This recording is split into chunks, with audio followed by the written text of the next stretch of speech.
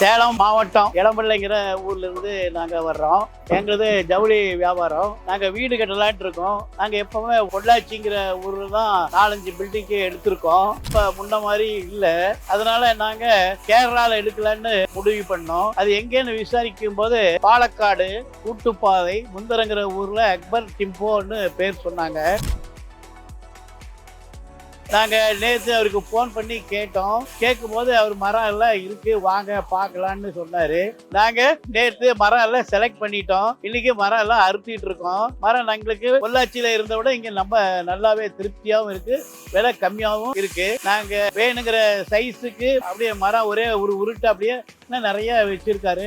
3-4 குவாலிட்டியில வச்சிருக்காரு. நாம வேணுங்கிறத நாம செலக்ட் பண்ணலாம். நல்ல டீக்கு, நீலாம்பூர் டீக்குங்கிற தேக்குல வச்சிருக்காங்க. 2500 ஒரு குவாலிட்டி, 3500 ஒரு குவாலிட்டி, 6000 ரூபாய் ஒரு குவாலிட்டி, இப்படி நல்ல குவாலிட்டி 4-5 தரம் வச்சிருக்காரு.